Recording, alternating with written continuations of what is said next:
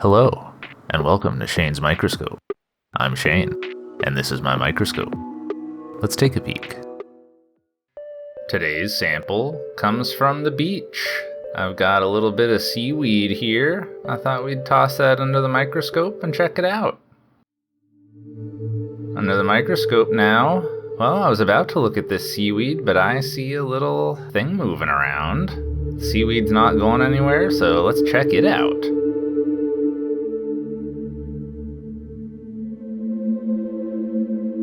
Looks to be a little ciliate. I'm not actually sure what kind this is, but seeing as we're looking at a marine sample, it might not even be in my freshwater identification books.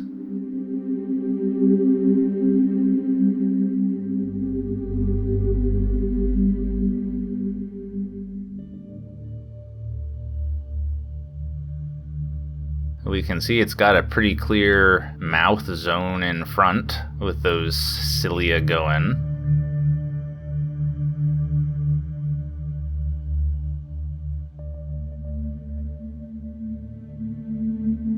And nearby, this one's pretty familiar. A little Chilodonellidae. This one's figured out a pretty efficient route. You go up and down the bubble. There must be something tasty that's hanging along on that edge. Probably some bacteria or something.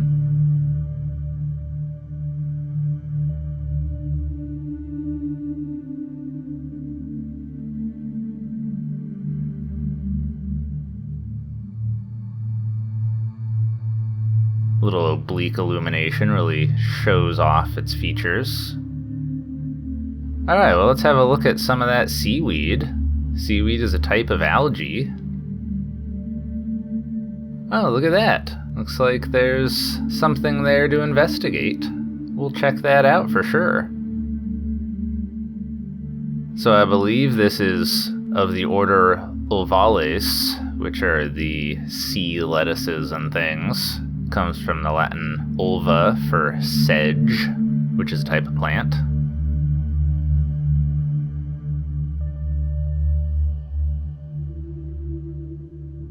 Yeah, look at this thing. I think that's pretty clearly a diatom. Well, it doesn't surprise me at all that there's things living on this seaweed.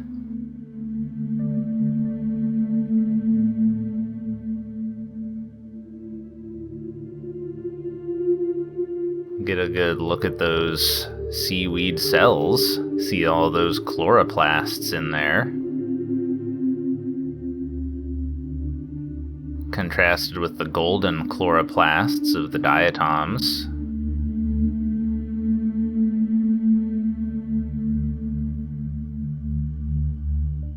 Here's a little oblique illumination on it, just to give us a little extra depth. That really helps highlight that diatom. That's cool.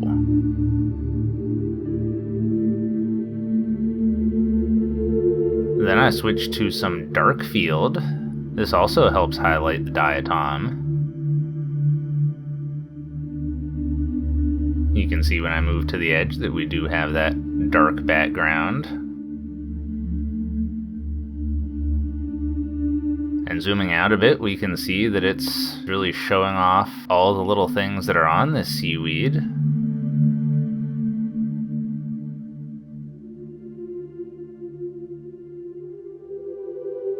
Yeah, that looks like another one of those diatoms.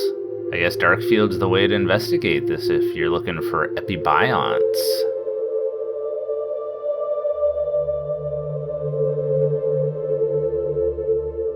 Those look like paratrix. Oh, they are totally paratrix. Well, this just went from great to awesome. We can tell that these are colonial with a spasmoneme in the stalk, and it's a bit challenging to see that spasmoneme, but I looked at it really hard for a really long time, and it looked continuous to me, so I'm pretty comfortable calling these zoothamnium, which comes from the ancient Greek zoa for animal and thamnos for shrubbery. So these are animal shrubbery, which, makes sense. Most of the scientific names actually, describe the thing if you know enough Latin and ancient Greek. Well, there was also a red seaweed. That's in the Rhodophyta. Comes from the ancient Greek rhodon for rose or red, and phyton for plant. And I think we can actually see more on this one in Darkfield.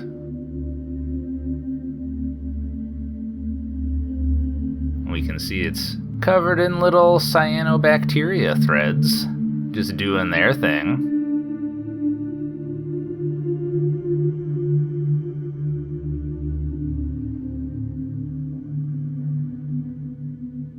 And then I must have been extra good this year because we had another paratrick, and we can see that it is in the process of dividing. We can see its peristomial ciliature starting to form two groups. Whether the other one stays on the stalk will give us information as to what genus this belongs in, but we can rule out the vorticelids, so depending on whether this is solitary or colonial, I think it's probably Haplocollus or another Zoothamnium, possibly even Entoziella, but we'll have to see the state of the peristomial lip on that as well. And it took about 40 minutes or so for it to divide, so I tried to choose some interesting intermediary states so you don't have to watch it for the whole 40 minutes and just enjoy.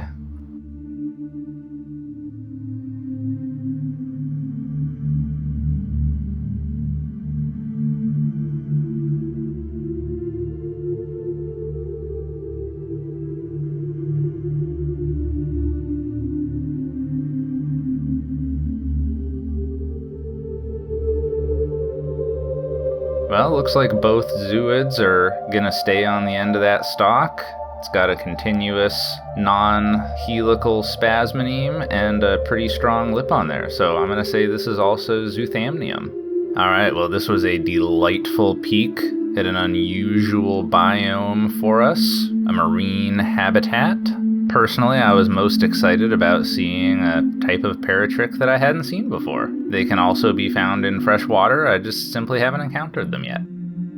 Alright, well I think we'll leave it there for the day. Thanks for having a look with me. Until next time, keep on peeking.